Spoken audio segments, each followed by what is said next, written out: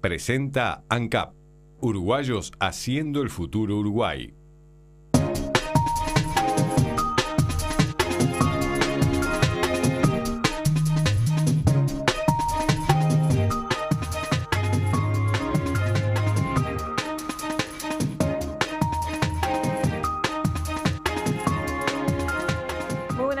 Hoy no nos acompaña José Sena, compartimos con ustedes los principales títulos de la jornada.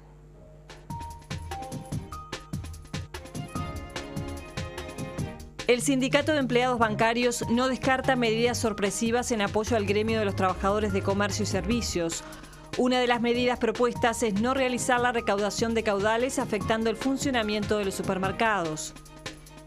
El presidente de AFE, Jorge Setelich, renunció a su cargo y en su carta de despedida critica duramente a integrantes del equipo económico. El Senado aprobó hoy el proyecto de ley que regula las técnicas de reproducción asistida. El proyecto en general fue apoyado por todos los legisladores. El líder de Alianza Nacional, Jorge Larrañaga, aseguró en Fraiventos que brinda todo su respaldo al gobierno departamental de Río Negro por el diferendo con Argentina. La Intendencia Municipal de Montevideo abrirá una amnistía para 90.000 morosos. El índice de morosidad alcanza el 14%. La presidenta argentina Cristina Fernández se repone de su operación y envió un mensaje a la población. En la mirada política, el historiador Gerardo Caetano analiza los dichos del presidente Mujica sobre posibles retracciones al agro. Uruguay arribó a Quito para enfrentar a Ecuador el próximo viernes en partido clave por las eliminatorias. Le decíamos en titulares la renuncia del presidente de AFE, Setelich. A esta hora hay una reunión en Presidencia de la República, ya vamos a volver con ese tema. Mientras tanto les contamos que hay preocupación en el PIT-CNT por la falta de acuerdo en la ronda de consejos de salarios y evalúan realizar un nuevo paro parcial para fin de mes. Hoy el sindicato bancario además anunció que va a adoptar medidas sorpresivas en solidaridad con los trabajadores de los supermercados si no hay acuerdo en el sector. Estas medidas pueden llegar a afectar la recaudación. Representantes de la Central de Trabajadores se reunieron hoy con autoridades del Frente Amplio para analizar, entre otros puntos, esta situación. La preocupación compartida del Frente Amplio y del PIT-CNT está comprendida dentro de la actual negociación en los consejos de salarios y la poca cantidad de acuerdos alcanzados. Nosotros hemos planteado nuestra preocupación por los consejos de salario, en particular por los trabajadores que tienen ingresos menores a 15.000 pesos y en particular hemos planteado la preocupación por el sector de supermercados y tiendas y por el sector rural, que creemos que tienen que dar un salto importante en materia salarial. Por tal razón, la central sindical impulsa un paro general parcial para fines de este mes. La fecha casi segura es el 29 de octubre. Va a haber un acto masivo que estamos viendo dónde hacerlo, pero probablemente se haga en alguna gran superficie o en algún shopping, a los efectos de dar una señal, un gesto político, que esta medida es para proteger a los sindicatos que están con salarios más deprimidos. El Frente Amplio compartió el planteo y señaló que existen en algunos sectores concentración de grupos económicos.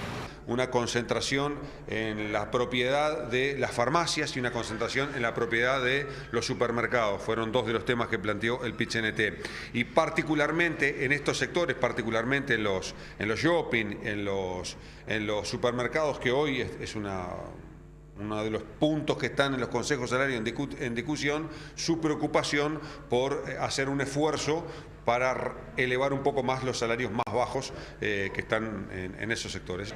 Mientras tanto, las movilizaciones continúan.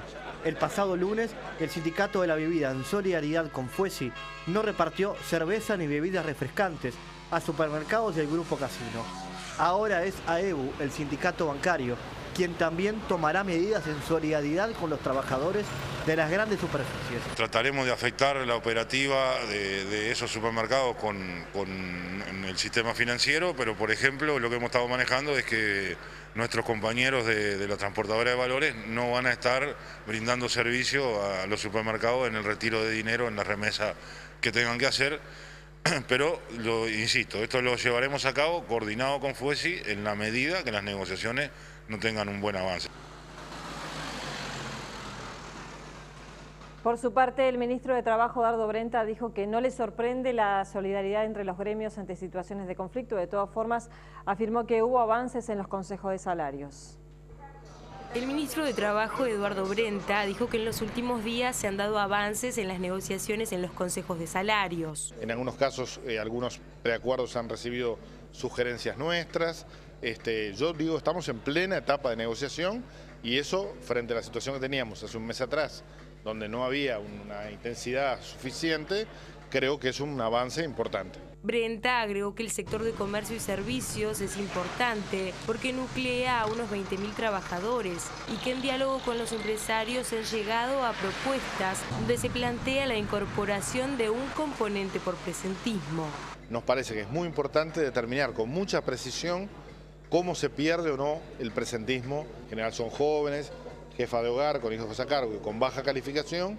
Bueno, si las empresas quieren mantenerlas en su plantilla, porque hoy uno de los problemas del sector es que no consigue tener incentivarlas a concurrir a trabajar, pero también hay que dar garantías de que la enfermedad del hijo no signifique la pérdida de una cuarta parte del salario. Los trabajadores de supermercados reclaman un salario mínimo de 15.000 pesos retroactivo al 1 de julio y han recibido el apoyo de la Federación de Obreros y Empleados de la Bebida, así como de AEBU. Brenta aseguró que esto no es algo nuevo. Y la existencia de actitudes de solidaridad entre los trabajadores me parece que es parte de la impronta del movimiento sindical uruguayo, no es una novedad, habrá que ver luego. El representante de la cartera de trabajo sostuvo que los trabajadores tienen el derecho a reclamar al referirse al paro general previsto por la Central Obrera para fines de octubre. Renunció el presidente de AFE, Jorge Setelich. El jerarca había manifestado en más de una oportunidad su preocupación por la falta de inversión en el organismo. Setelich envió una carta a los funcionarios donde explica los motivos de su renuncia. Indica que el ferrocarril necesita un apoyo de inversiones que permita mejorar las condiciones de trabajo, el equipamiento, la capacitación y por supuesto los resultados. En todo esto hay un actor clave que es el Ministerio de Economía y Finanzas. Más adelante sostiene, en mi caso las discrepancias han llegado a un punto de no retorno y en reunión mantenida ayer, la gota que colmó el vaso fue la afirmación del número 3 del MEF de que AFE no presentó propuestas de mejora de infraestructura. Setelich hace referencia al director general Pedro Apesteguía. InfoTNU consultó a los trabajadores, quienes respaldaron a Setelich y defendieron su gestión como seria y responsable. Dicen que se ahorraron 8 millones de dólares, que luego se volcaron a mejorar las condiciones laborales de los trabajadores. Sostienen que de esta manera el gobierno continúa fracasando en su tarea de mejorar el transporte ferroviario y que esta situación se veía venir debido a las diferencias entre Setelich y el Ministerio de Economía. Les agregamos sobre este tema que el renunciante director de AFE, Jorge Setelich, está reunido a esta hora en presidencia con el prosecretario y el secretario de la presidencia y se ha convocado a una conferencia de prensa. Un equipo de TNU está en el lugar. Vamos a tener más adelante los detalles de lo que se está anunciando por parte del gobierno. En otros asuntos les decimos que el presidente José Mujica dijo que está dispuesto a reunirse con los asambleístas de Gualeguaychú, pero no va a permitir una movilización en Río Negro. Mujica realizó estas declaraciones tras participar en la inauguración de una planta de ANCAP que producirá cal en 33. La planta producirá en esta primera etapa 50.000 toneladas de cal, destinadas al filtrado de las emanaciones de la central eléctrica de Candiota en Brasil. La inversión completa, unos 120 millones de dólares, triplicará esa cifra y permitirá ampliar la complementación económica con el vecino país. Al tener intereses comunes de los dos lados, sabemos que la relación camina. Si dependemos solo de lo que exportamos, bueno, la cosa es más difícil. Respecto a la posible instalación de una tercer planta de celulosa en el noreste de Uruguay, Mujica aclaró que aún se está en etapa de conversaciones. Recién se empieza a discutir las condiciones del contrato. Esos contratos complicados que llevan 500 artículos, llevan un año y medio, 2 de negociación. Pero yo creo que hay interés positivo. El presidente también aclaró que no hay inconvenientes para reunirse con la Asamblea Ambiental de Gualeguaychú para hablar de UPM, pero dejó claro que no se puede hablar en el marco de una movilización masiva. Cualquier delegación que quiera venir a plantear algo tiene las puertas abiertas. Tenemos miedo de que venga mucha gente y bueno, y ahí pueden pasar cosas, siempre hay alguna bala perdida, de allá y de acá, ¿verdad? Y por ahí tenemos un lío, eso es lo que tratamos de evitar. No es prohibir. Si una delegación quiere entrevistarse con alguien y eso... Sí, pero no una multitud. Terminar en una multitud es peligroso. Eso es peligroso, es por eso nada más. En lo que refiere a su posible mediación en el conflicto entre el gobierno colombiano y la guerrilla de aquel país, Mujica dijo estar pronto para lo que solicite su par, Juan Manuel Santos. Estoy a la orden. Él de pronto en algún momento me llama. Me encomendó una misión que no se está ayudando. Si me la pide tendré que viajar. Hablando de política local, el presidente dijo que es probable que no encabece la lista al Senado del MPP. No sé si la encabezo, voy en el segundo puesto. Porque si va mi compañera es más lógico que lo encabece ella.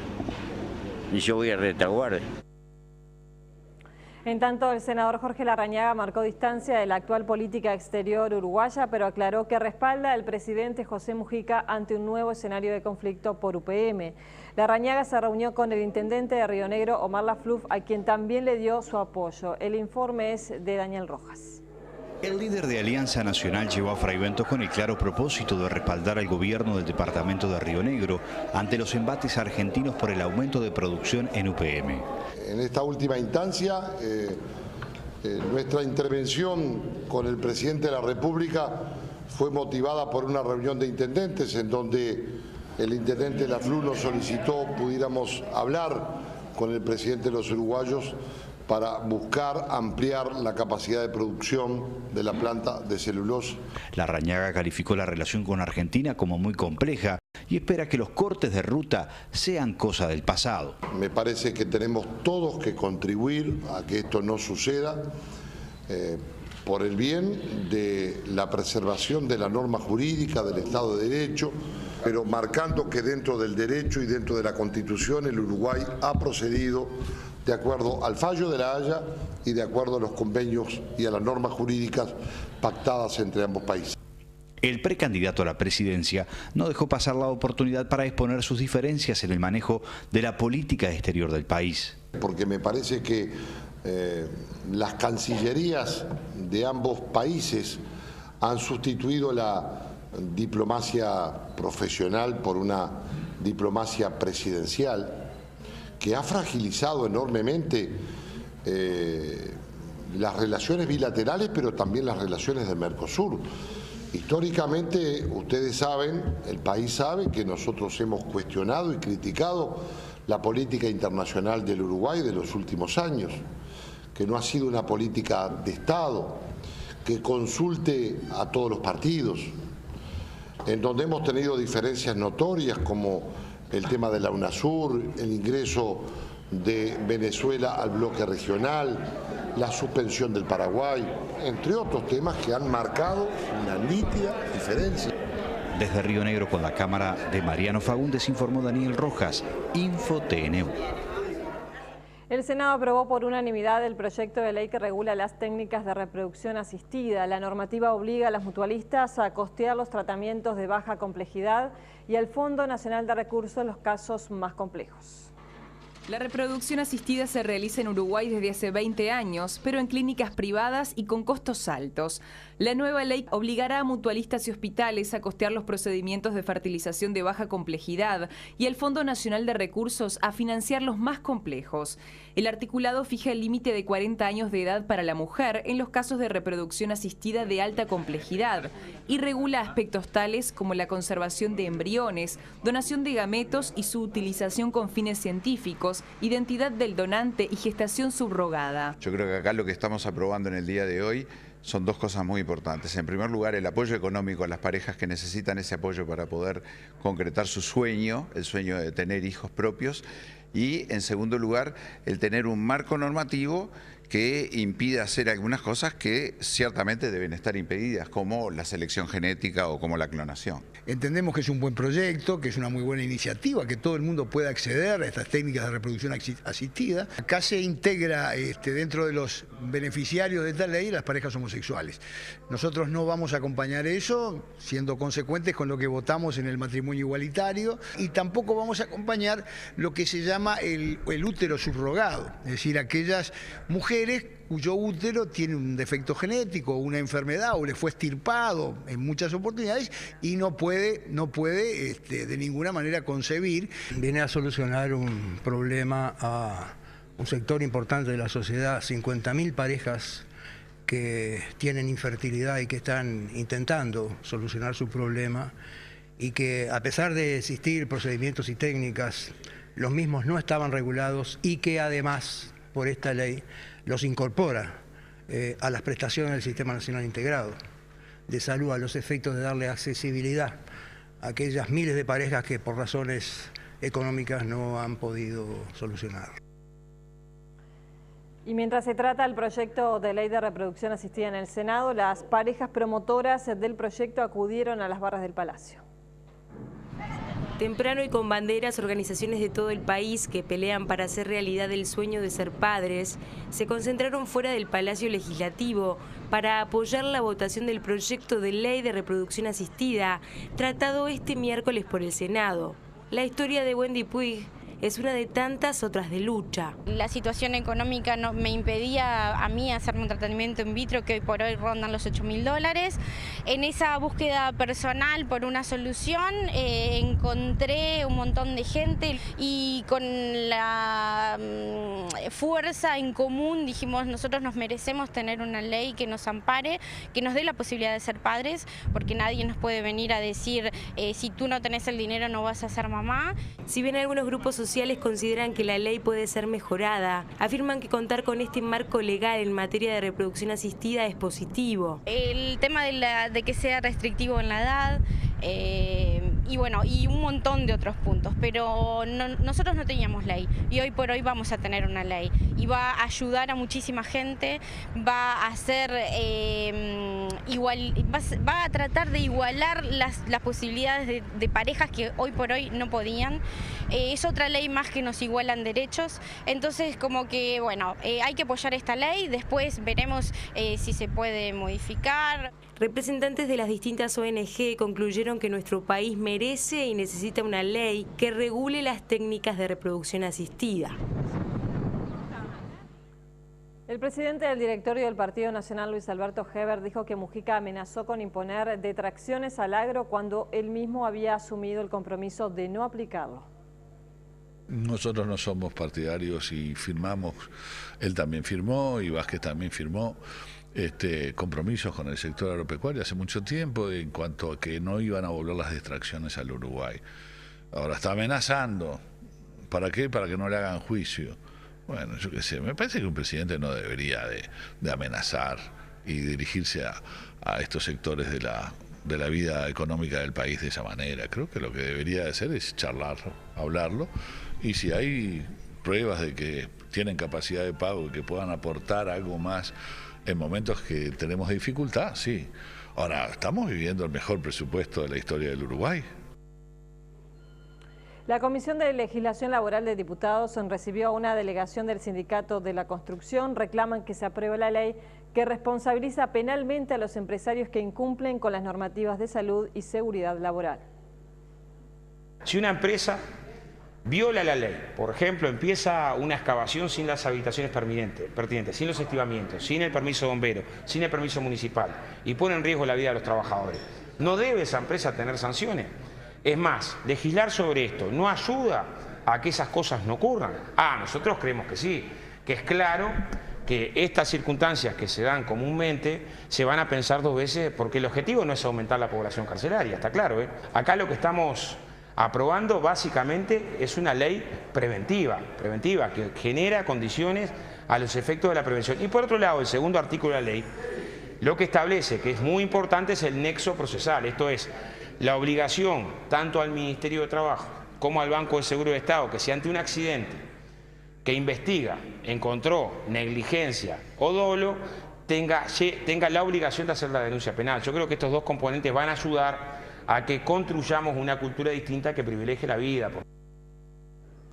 La Junta Departamental de Montevideo aprobará la semana que viene un decreto que establecerá quitas y moras en las moras y recargos en los adeudos de todos los tributos, con excepción de la patente de rodados. La Intendencia busca reducir la morosidad, que alcanza al 10% de los contribuyentes. Los deudores que tengan convenios de pago en marcha podrán optar por el nuevo régimen. El proyecto será tratado el martes en comisión y el jueves 17 se votará en el plenario. En el marco de la presentación en Uruguay del Programa Nacional de Cuidados Paliativos, se realizó un ciclo de 8 conferencias en el interior del país. El informe desde la ciudad de Colonia es de Darío Izaguirre. El doctor Marcos Gómez Sancho, quien ha colaborado desde España como asesor del Programa Nacional de Cuidados Paliativos, brindó este lunes en Colonia, frente a profesionales de la salud, una conferencia y su visión sobre cuidados paliativos. Se trata, en resumidas cuentas, de la atención a las personas a las que no podemos curar, a los enfermos incurables en fase avanzada y a sus familiares. Y esto incluye la atención a la dinámica, a la vertiente física, pero también psíquica, social y espiritual del paciente y sus familiares. Para llevar a cabo este programa en Uruguay se requerirá de equipos interdisciplinarios, de médicos, enfermeros, psicólogos, voluntarios y trabajadores sociales, entre otros. Y lo primero son equipos sencillos en los hospitales, de un médico y una enfermera, para atender a los enfermos que están ingresados en el hospital. El paso siguiente es la misma unidad, médico y enfermera, pero para ir ya a los domicilios de los pacientes. En una tercera fase ya unidades de hospitalización y unidades de referencia. Para el doctor Gómez Sancho, la medicina debe llegar hasta donde sea posible curar, sin perder de vista el proceso irremediable del final de la vida de las personas. Las personas moriremos y la obligación de los profesionales de la salud es que cuando llegue ese momento, cambiar los objetivos, y ya no intentamos curar al enfermo porque sabemos que no podemos, y nuestra meta es la calidad de vida del paciente y sus familiares. Desde la ciudad de Colonia del Sacramento, Darío Izaguirre, Info TNU. Nos vamos a Maldonado. 12 personas están detenidas por un presunto caso de explotación sexual de una adolescente de 14 años. Esto ocurrió, como decíamos, en Maldonado. El informe es de Daniela Mesón. La Dirección de Investigaciones de Maldonado y la Seccional Octava de Aiguá realizaron un procedimiento que dejó al descubierto el caso de explotación sexual a una menor de 14 años. 12 personas declaran en el juzgado letrado en lo penal de San Carlos y se espera resolución judicial para las últimas horas de la jornada de hoy. La investigación comenzó hace aproximadamente un mes en la localidad de Aiguá. La adolescente se encuentra bajo el cuidado del INAU. Desde Maldonado, Daniela Mesón, Info TNU. Mientras tanto, el vicepresidente del INAU señaló que se está investigando si lo ocurrido en Maldonado tiene relación con una organización o se trata de una red familiar. Jorge Ferrando confirmó que la institución ya había realizado denuncias de casos de explotación sexual infantil en ese departamento. Podrían estar relacionados a alguna red familiar o una red más organizada. Eso también es parte de lo que sabremos en los próximos días, que podría tener ramificaciones en más de un lugar del departamento. Ferrando dijo que es necesario poner límites a la explotación sexual de menores, identificando a los clientes que pagan por el servicio. Lo realmente importante es que se haya hecho una investigación que permita identificar posibles responsables de estas situaciones de explotación. Creemos que eso es lo que tiene realmente un impacto que ayuda a que otras situaciones se denuncien y también a que se ponga límites a la explotación sexual de menores de 18 años. El jerarca explicó que la explotación sexual infantil se visualiza en departamentos fronterizos o de destinos turísticos, pero preocupan las pocas denuncias en Montevideo, donde la percepción de lo que sucede es aún mayor. Estamos preparando algunas estrategias de trabajo para el departamento de Montevideo, que es donde tenemos la percepción de que hay muy pocas denuncias respecto a situaciones que posiblemente podrían estar ocurriendo. Pero bueno, estos sabemos que son procesos lentos, es un proceso similar al que se dio con el tema de la violencia doméstica. El INAU ha recibido 20 denuncias por este delito en todo el país, por lo que se intensificará la campaña No hay excusas, en conjunto con UNICEF. El director del Sistema de Responsabilidad Penal Adolescente, Rubén Villaverde, desmintió que estén en libertad los dos jóvenes que participaron en 2012 del asalto a la pasiva de 8 de octubre y Albo, donde fue asesinado uno de los empleados. A través de una cuenta de Facebook, centenares de personas han compartido en los últimos días esta información, donde se asegura que el autor del crimen del pisero de la pasiva gozaba de salidas transitorias. Rubén Villaverde lo desmintió. Es una mentira de las tantas que circulan por internet. No sé si alguien inició una broma y otra gente lo siguió. Si alguien recibió un comentario e irresponsablemente lo subió a la red y otra gente lo ha repetido. Me transmiten que hay mucha gente que está como repitiendo eso como una verdad. No sabemos de dónde salió. Villaverde dijo que los dos adolescentes están privados de libertad. En el caso de la pasiva hay dos muchachos involucrados, uno como autor y el otro que era su acompañante. Ambos están privados de libertad, ambos están en centros de seguridad, ambos están estudiando. No hay ninguna salida de licencia transitoria, ni solicitada por nosotros, ni solicitada por el abogado defensor.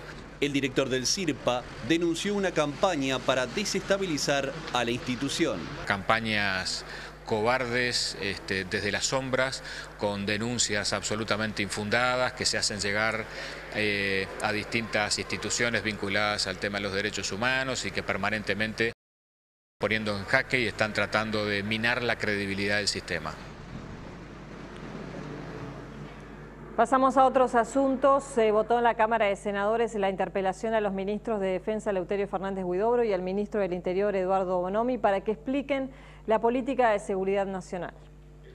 El miembro interpelante será el senador nacionalista Jorge Saravia. Nosotros queremos discutir con los ministros, como lo habíamos planteado ya hace tiempo, todos los temas de seguridad del Estado, seguridad nacional, en conjunto. Acá hay una ley de defensa que marca determinadas decisiones que se deben de tomar del Poder Ejecutivo, como son analizar las nuevas amenazas, las amenazas internas y promover una política de seguridad general y global donde combine las acciones coordinadas de los dos ministerios. También quieren saber cuáles son las acciones en materia de seguridad fronteriza.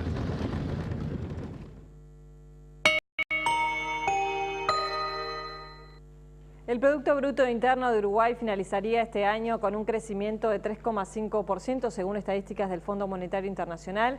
Este crecimiento superará al del promedio de la región y el del resto del mundo. En cuanto a la inflación, se espera que sea del 8,5% para fin de este año. El dato económico es aportado por el Instituto Uruguay 21. Vemos ahora la cotización de la moneda. La cotización de la moneda es una presentación del Banco República, el banco del año. Subió el precio del dólar, que en la compra cerró a 21.35 y en la venta a 21.90. También subió el dólar interbancario billete a 21,621. Por su parte, el peso argentino bajó 1,85-2,85, subió el real 8,90-10,40 y el euro billete bajó 28,65 en la compra, 29,75 en la venta. La unidad indexada al alza 2,6835.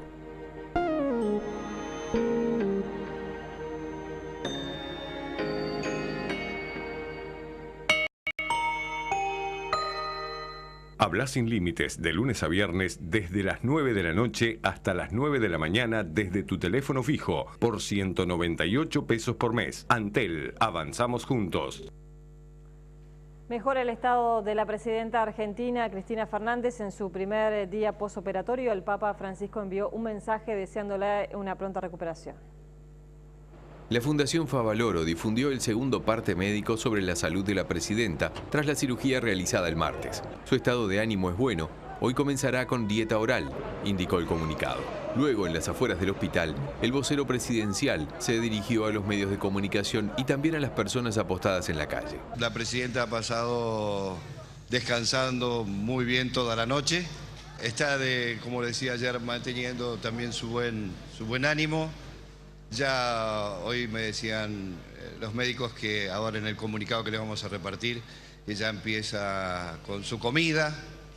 Así que está muy bien, les manda un beso muy grande y las muestras de afecto, insiste ella, para todos los argentinos. El escrito oficial señaló que la jefa de Estado continúa con estricto control médico por los profesionales de la Fundación y que se encuentra con los parámetros vitales dentro del rango. La presidenta continúa en cuidados intensivos, ubicado en el 6º piso de la Fundación. El próximo parte médico se dará el jueves en horas del mediodía. Mientras, los partidarios de la presidenta manifestaron su cariño de distintas maneras. Vine porque tenía necesidad de estar acá y rezar por ella y por su familia, porque el país la necesita. Otros a través de la música. La Academia Sueca otorgó hoy el Nobel de Química a 3 investigadores. Ampliamos esta y otras noticias. El austríaco Martin Karplus, el británico Michael Levitt y el israelí Aryeh Warshel ganaron el Premio Nobel de Química 2013 por el desarrollo de modelos para sistemas químicos complejos, según informó este miércoles el Comité de la Real Academia Sueca de Ciencias. De acuerdo al comunicado, los investigadores sentaron las bases para los poderosos programas que son usados para entender y predecir los procesos químicos. El Nobel de Química es el tercero de los galardones concedidos esta semana y restan por conocerse las distinciones en literatura, paz y el de economía que se divulgará el lunes. El presidente de la Comisión Europea, José Manuel Durão Barroso, y el primer ministro italiano, Enrico Letta, fueron recibidos este miércoles al grito de vergüenza a su llegada a Lampedusa, escenario del naufragio de un barco con más de 500 inmigrantes, de los cuales al menos 289 perdieron la vida. Decenas de personas se manifestaron ante el aeropuerto de la isla siciliana para expresar su indignación ante la posición de la Unión Europea en materia de inmigración. El primer ministro Letta anunció que las víctimas del naufragio tendrán un funeral de Estado, al tiempo que Barroso dijo que no se puede permitir que miles de personas mueran en las fronteras europeas y anunció el desembolso de 40 millones de dólares adicionales para que Italia lidie con los flujos de inmigrantes. Una corte egipcia estableció el miércoles 4 de noviembre como fecha para el juicio del depuesto presidente islamista Mohamed Mursi y otros importantes líderes de los hermanos musulmanes por supuestamente incitar a la violencia. A Morsi, quien fue depuesto por el ejército en junio tras semanas de protestas masivas contra su gobierno, se le acusa de provocar una matanza por la muerte de manifestantes en una protesta frente al Palacio de Gobierno en 2012. El derrocamiento de Morsi provocó por su parte otras manifestaciones que se realizan habitualmente en El Cairo y otras ciudades del país, que dejan decenas de muertos en enfrentamientos con las fuerzas de seguridad. El presidente de Venezuela, Nicolás Maduro, solicitó poderes especiales al Parlamento para gobernar por decreto y enfrentar así lo que llamó una guerra económica contra su gobierno. El presidente de Venezuela, Nicolás Maduro, pidió a la Asamblea Nacional, el Poder Legislativo venezolano, aprobar una ley que le daría luz verde para gobernar por decreto durante un año, con el argumento de combatir la corrupción que aqueja al país y lo que él llama una guerra económica.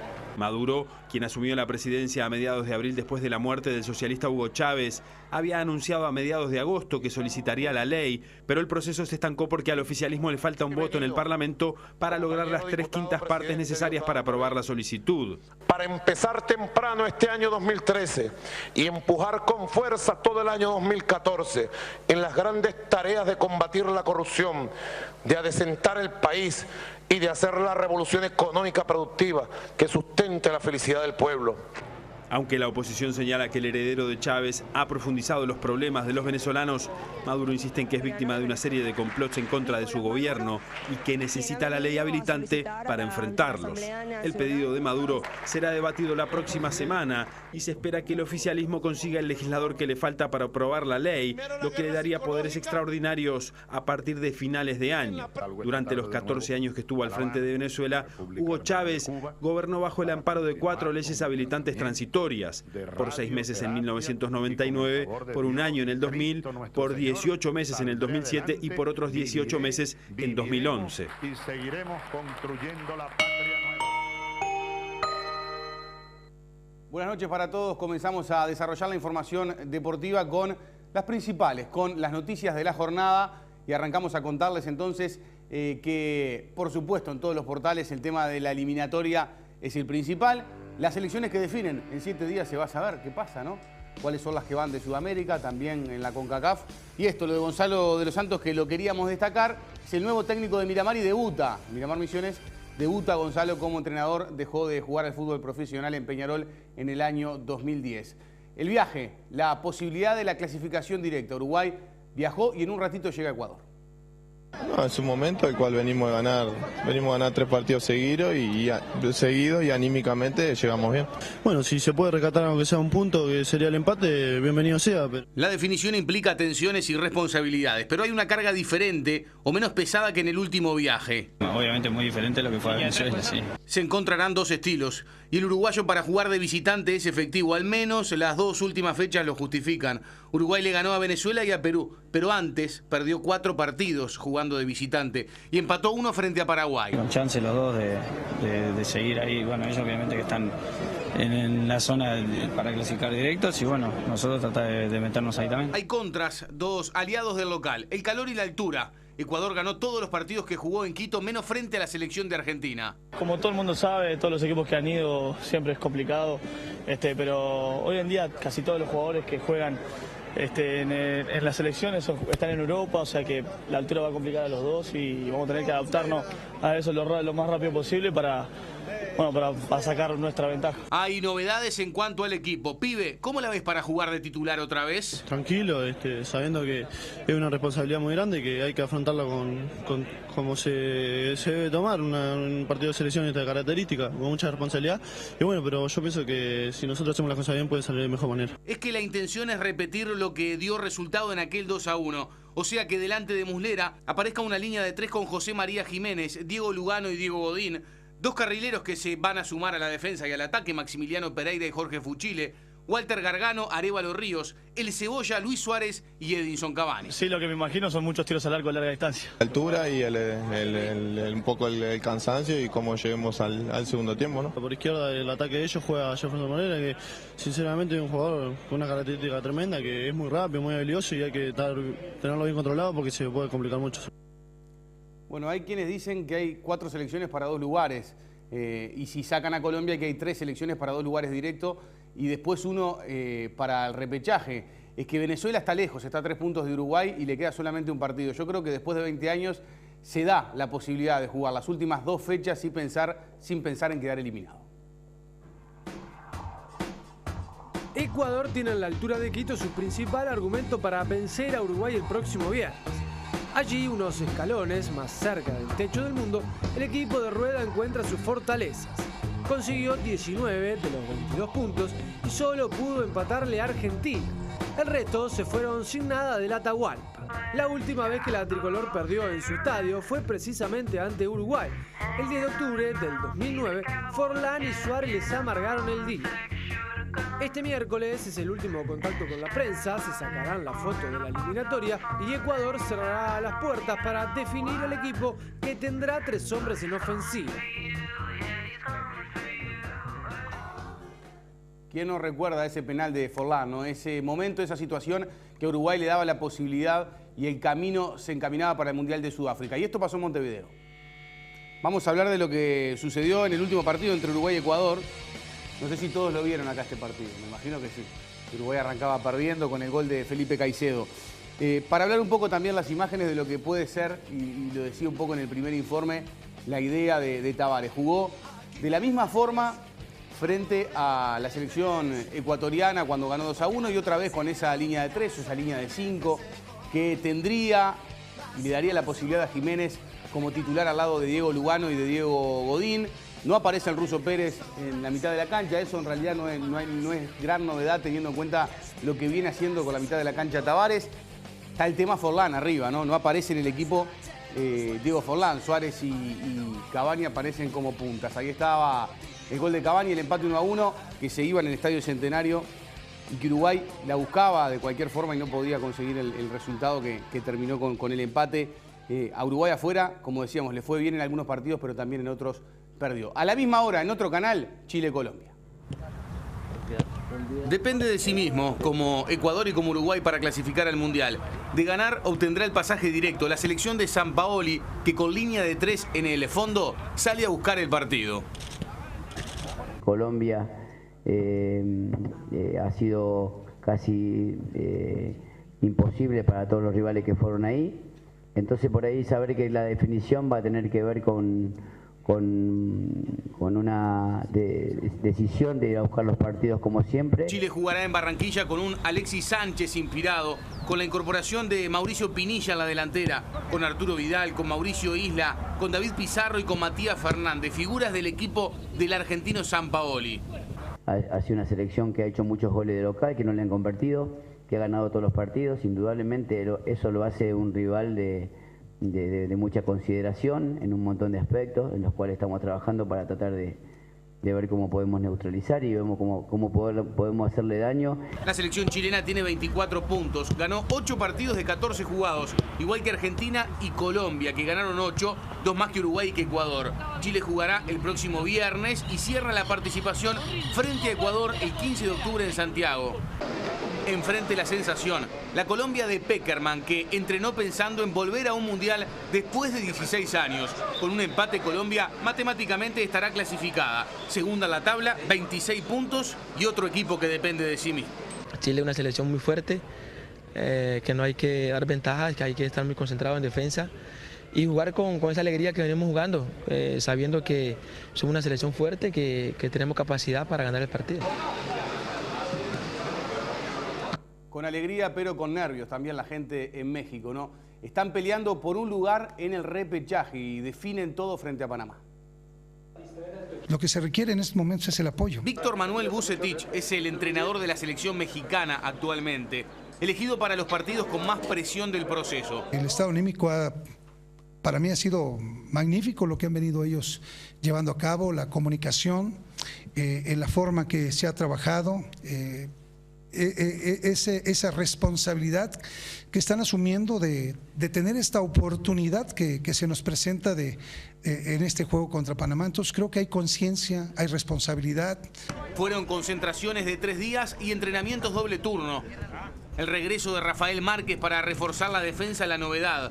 También la presencia del argentino naturalizado mexicano Lucas Lobo. Novedades en la lista de Vucetich. El resto de los jugadores caras conocidas del proceso. Para ganar hay que hacer goles, entonces lo único que queremos es ganar. Eso es lo que está en nuestra cabeza. Obviamente el ganar va a llevar muchísimas consecuencias, pero lo más importante son los 3 puntos. Además, el ex estratega del Monterrey cumplió con su palabra de solo convocar del exterior a los que tuvieran actividad. Diego Reyes, Héctor Herrera del Porto y Andrés Guardado del Valencia quedaron descartados para los partidos. México juega frente a Panamá y frente a la selección de Costa Rica el 11 y el 15 de octubre. Y que este es el momento a lo mejor de respaldar, es la última opción que tenemos para poder enmendar algo de lo que hemos dejado de hacer.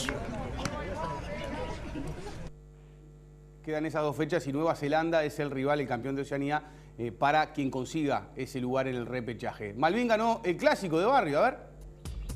Vamos a contarles qué pasó en la Liga Uruguaya de Básquet. La victoria de Aguada sobre Biguá 91-85 con 34 de Leandro García Morales. Estuvo bien, ¿eh? Malvin le ganó a Unión Atlética 66-51. Hay varios compañeros que miran, creo que son de Unión Atlética acá cerquita. Y Atenas le ganó a Trujillo 90-85. El partido de hoy es Nacional frente a Hebraica. Y debido a la Semana de la Valleja, los clubes bohemios y Sayago aceptaron jugar su encuentro en la ciudad de Minas el sábado 12 de octubre. Esas son fijaciones de la Liga Uruguaya de Básquet, que ya se está jugando con algunas sorpresas y otras no tanto, ¿no? Como Malvin, que tiene una base muy grande de la selección uruguaya, y también que cuando aparece Leandro, como lo hizo ayer con 34 puntos, Aguada puede ganar los partidos importantes. Lo hizo frente a Biguá. Para terminar, les vamos a contar que la FIFA fue a Brasil, pero en este caso levantó el dedo. Dijo que estaba todo bien. El secretario general de la FIFA, Jerome Bulk, dijo estar contento con los progresos realizados en la construcción de las instalaciones para la Copa del Mundo de Brasil. El número 2 de la FIFA realiza una inspección en 6 estadios que recibirán partidos durante la cita mundialista. En Porto Alegre, el Beira Río los sorprendió y además de elogiar los estadios, hizo una entrega simbólica de entradas para los obreros que trabajan en las reformas. El secretario visitó además obras de movilidad urbana que se realizan en la capital gaúcha, como el viaducto Piñeiro Borda, que está en construcción actualmente. El ministro de Deportes de Brasil, Aldo Rebelo, confirmó que los estadios estarán listos a tiempo para la fecha límite de la FIFA. Un grupo de 50 personas, manifestantes, realizaron protestas contra los gastos del Mundial de Fútbol. En el Estadio Arena Pantanal de Cuiabá exigen un mayor gasto en salud y educación, trataron de interrumpir la visita de los enviados de la FIFA. Además, llevaban pancartas que decían FIFA Go Home y trataron de invadir la rueda de prensa. Ronaldo y Bebeto ya están en la comitiva del Mundial, por supuesto. Cada vez que visito un estadio quedo más satisfecho y más orgulloso de ser brasileño, dijo Bebeto en Porto Alegre. Me gustaría destacar el trabajo de renovación en los alrededores del estadio. Las personas se están beneficiando de la Copa Mundial, añadió Ronaldo.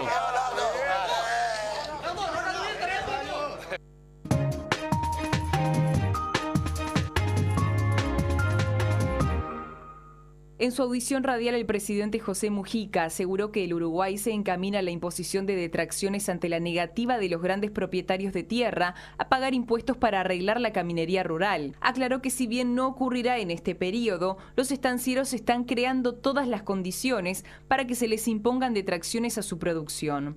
Desde las gremiales agropecuarias se señaló que las detracciones son malas para el país y que incluso el presidente Mujica no las apoya. A pesar de las palabras del mandatario, las gremiales recomendaron a sus socios asesorarse y, si lo entienden conveniente, presentar recursos contra el impuesto al patrimonio. Mujica apuntó contra unos 2.000 grandes productores que se niegan a aportar para financiar la caminería del Uruguay profundo. En los últimos 10 años, el precio de la tierra pasó de $300 la hectárea a $5.000, $6.000 y $7.000, concluyó el presidente Mujica. Muy buenas noches y por aquí comenzamos con el historiador Gerardo Caetano, las palabras del presidente, la inmediata respuesta de las gremiales agropecuarias. Bueno, lo que ocurre es que hay una realidad. El país viene de 10 años de crecimiento económico ininterrumpido a muy altas tasas. En esos 10 años ha habido una verdadera revolución en el sector productivo, en el sector agropecuario. El país ha más que duplicado su producto. Hoy tenemos un producto bruto de 50.000 millones de dólares. Y entre los grandes ganadores de esta década de bonanza están, digamos, las figuras del sector agropecuario. Por eso, digamos, es muy contrastante esta fortaleza que el sector ha adquirido con ciertas actitudes que rayan en posturas absolutamente equivocadas. Todos sabemos, hay que ir por el interior del país. En el interior del país, ¿qué es lo que uno ve? Uno ve la revolución productiva, ve inversiones, algunas de ellas extranjeras, pero que han revolucionado la forma de producir. Pero al mismo tiempo ve el apagón logístico del que habla el presidente Mujica, ve la caminería rural en estado lamentable, ve un desfasaje gigantesco entre un país productivo que explotó y un país logístico, una infraestructura que no pudo acompañar eso. Entonces, realmente, este tipo de impuestos, primero el ISIR, fue cuestionado por su inconstitucionalidad. Ahora, el impuesto al patrimonio, en donde vuelve a utilizarse ese elemento. Bien, aquí lo que es inconstitucional tiene que ser detenido, pero ¿cuánto hay de una actitud de extraordinario rechazo? Recordemos que este impuesto al patrimonio es volver a aplicar un impuesto que existía en el país hasta el 2002 y que fue suprimido en el 2002 en función de la situación crítica. Pero estamos pasando por una década que para el sector agropecuario ha sido una década gloriosa. Entonces, realmente... El propio presidente en su audición en Radio Uruguay lo menciona respecto al precio de la tierra, de $300, $400 a $5.000, $6.000,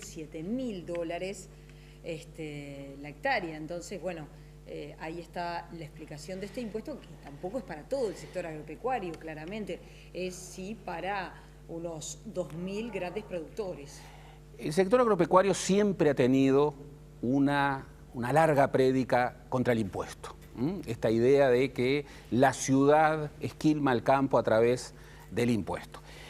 Pero estamos viviendo una década en donde la capacidad contributiva del sector agropecuario ha aumentado de manera exponencial y las exoneraciones fiscales que el sector agropecuario tiene son muy grandes. Eran plenamente explicables en el 2002, no son comprensibles en el 2013. Sobre todo si manejamos las cifras. El ICIR buscaba recaudar 60 millones de dólares por año. Baja, ¿eh? Una cifra, estamos hablando en algunas franjas de 16 dólares por hectárea. Nosotros en esta última década, en el sector agropecuario, hemos vivido revoluciones productivas en el arroz, en el sector lácteo, en la soja, en la forestación, en ganadería intensiva. Bueno, lo que se produce por hectárea, con los precios del mercado y con este nivel de productividad, es enorme. Es impensable que el sector agropecuario asuma que en definitiva tiene que contribuir con, bueno, con un conjunto de impuestos que de alguna manera puedan acomodar el país logístico que ha explotado. Y respecto a otro elemento que aparece, es si uno piensa que estos productores consultan con estudios de abogados, habría que ver si no le cobran más los abogados que lo que tienen que pagar de impuestos. Bueno, está también este tema. Yo creo que el presidente se excedió en su audición cuando aludió al Partido Nacional, y aludió a temas muy sensibles como, bueno, esta situación creada a propósito de los aperos de Aparicio Saravia. Pero hay una realidad. Que el Partido Nacional, a través de una carta, le propone al Estado uruguayo que compre estos aperos al valor de $200.000. Esta identificación entre grandes ganaderos, Partido Nacional, tradición blanca, me parece desafortunada. De todas maneras, la realidad plantea esto. El sector agropecuario, sobre todo los grandes productores, esos 2.000 grandes productores, se están negando en una clave acérrima, incluso están buscando esta vía de la judicialización de un conflicto político para no contribuir. Y lo hacen en momentos en que sus niveles de ganancia son extraordinarios. ¿Cuánto hay de ideológico? Porque Muchísimo. digo, ¿cuánto se gasta en ir a la justicia? Ese mismo productor, ¿cuánto gasta en pagarle a los abogados, a los estudios de abogados? ¿Cuánto gasta en ir a la justicia en vez de pagar este impuesto? Yo escuché a uno de los dirigentes de las gremiales rurales decir que este era un impuesto ideológico, igual que el impuesto al ICIR. Yo lo que veo es mucha ideología en las declaraciones y en los postulados, en general de las cámaras empresariales, pero particularmente de las cámaras del sector agropecuario.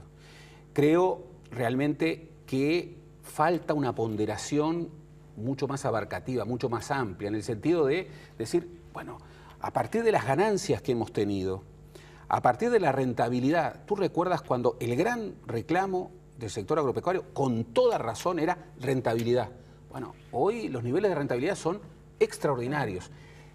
La rentabilidad debe estar unida con esta idea de una concertación social en donde los que más ganan tienen que hacer una contribución solidaria para que el país incluso no solamente mejore en clave social, sino que mejore las condiciones para seguir incrementando el sector agropecuario. Para ellos mismos. Claro, la infraestructura en el sector agropecuario es clave. También en la negociación colectiva por salarios hay problemas en los sectores que involucran a los trabajadores rurales. Y bueno, y aquí también tiene que ver esta década de crecimiento exponencial. Esta década ha sido una década de gran bonanza. Y hay ganadores, hay grandes ganadores. El sector de los supermercados ha sido uno de los grandes ganadores.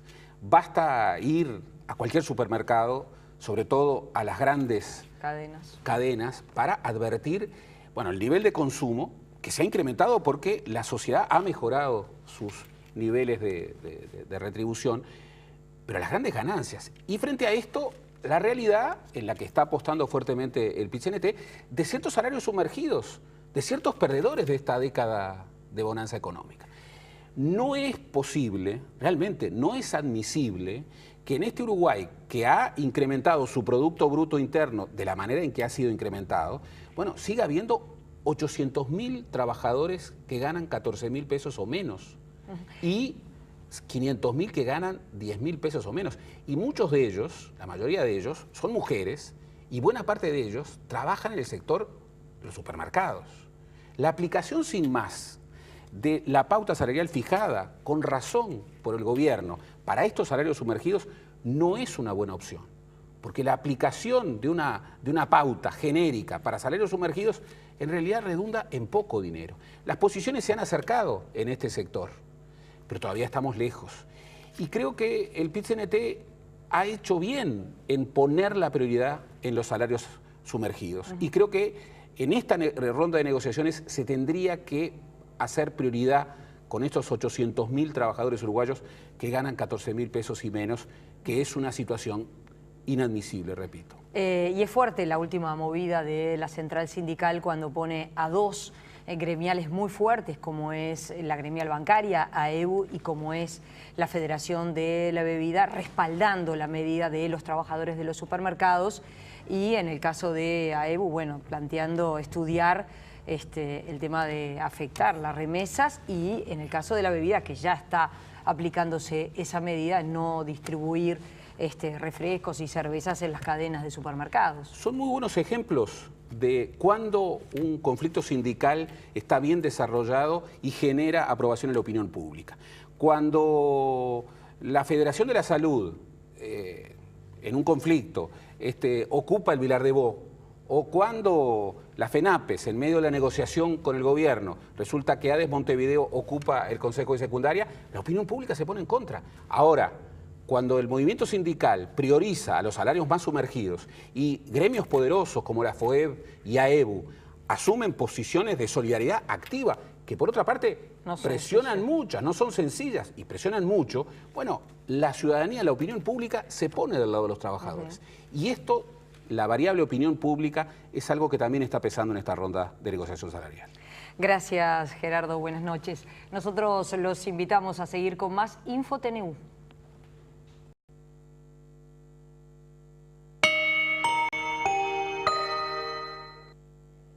En minutos comenzará en el Estadio Centenario el show de la banda estadounidense Aerosmith, que se presenta por primera vez en Montevideo. El presidente de la República ingresó al Estadio Centenario hace minutos.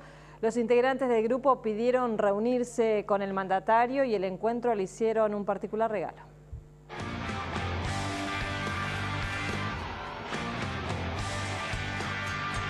Hoy es un día importante para los amantes de la música de los 80 y también para las generaciones más jóvenes, esa que conoció a Aerosmith a partir del furor de la película Armageddon, cuando el canal MTV todavía era la fuente principal de música de los adolescentes. El show está fijado para las 21 horas y durará 1 hora y 20 minutos aproximadamente, de acuerdo a lo que ya han realizado en su gira latinoamericana. Según trascendió por parte de la organización, la banda traslada a un equipo de 60 personas con ella y no son muy exigentes a la hora de hacer pedidos de acondicionamiento del hotel y de los camarines del estadio en comparación con los quisquillosas que pueden ser las bandas internacionales. Ayer el vocalista Steve Tyler y sus guitarristas se reunieron con José Mujica, una oportunidad en la que destacaron su admiración por él, diciendo que creen que es uno de los mejores presidentes de América Latina, destacando el porcentaje de su salario del que prescinde el presidente y apoyando el proyecto de regulación de la marihuana que lleva adelante. En el encuentro, el grupo le obsequió a Mujica una guitarra eléctrica autografiada por ellos, un objeto poco familiar para él. Al tipo que se le ocurrió ponerle un micrófono, mirá que terminó. Por su parte, Presidencia le obsequió a la banda un libro sobre el campo uruguayo que Mujica se encargó de presentarles. Esto es campo, del campo uruguayo. Imágenes aéreas. Son para que no puedes ir al interior, pero... En el día de hoy, cuestionado sobre el regalo musical que recibió ayer, el presidente contó su impresión y hasta dejó entrever sus conocimimientos musicales. Le pusieron la firma a cada uno de ellos, entonces tiene un valor bárbaro por la firma. Probablemente la rifemos para el plan junto. ¿Ah, sí? Y sí, algo de eso tenemos que hacer. La presidenta argentina me regaló un bandoneón la vez pasada. Y yo sabía tocar un poco de piano. Y dije, bueno, vamos a empezar. Y ahí llegué a la conclusión. ¿Que no es lo suyo? No, que el bandoneón lo debió haber inventado algún señor que era anarquista y además estaba borracho. Porque no he visto cosa más complicada. Tiene 2 lenguajes de una mano y 2 lenguajes de la otra. Uno cuando abrí y otro cuando cerrá. Y las notas no están compaginadas como do, re, mi, fa. No, no. Entonces... Mejor la guitarra eléctrica de Aerosmith. Sí, es más fácil. Vamos a ver el pronóstico del tiempo de Nubes Cisneros.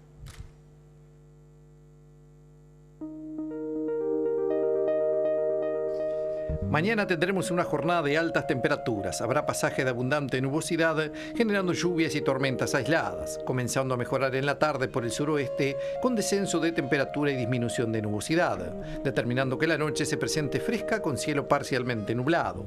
El viernes tendremos una mañana fresca, aún con mucha nubosidad en la zona norte, permaneciendo inestable en las primeras horas el área. La tarde seguirá templada cálida con cielo parcialmente nublado, en tanto la noche continuará fresca con nubosidad dispersa. En capital y zona metropolitana se espera una jornada cálida, habrá pasaje de abundante nubosidad, generando lluvias y tormentas aisladas. Mejora en la tarde con descenso de temperatura. En los próximos días permanecerá fresco en la madrugada con neblinas aisladas, evolucionando de templado a cálido en la tarde con nubosidad variable.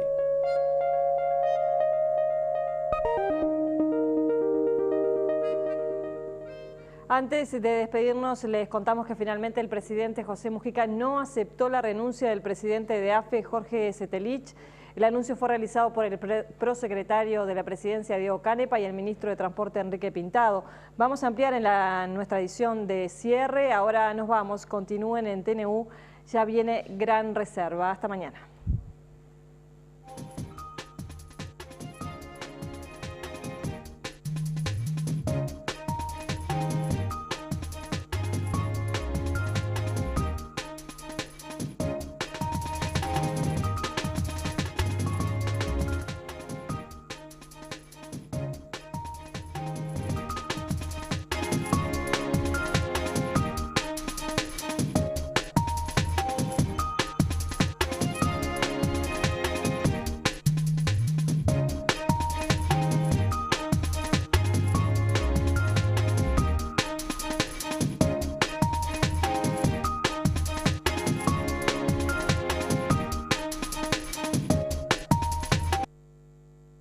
Presentó ANCAP, Uruguayos haciendo el futuro Uruguay.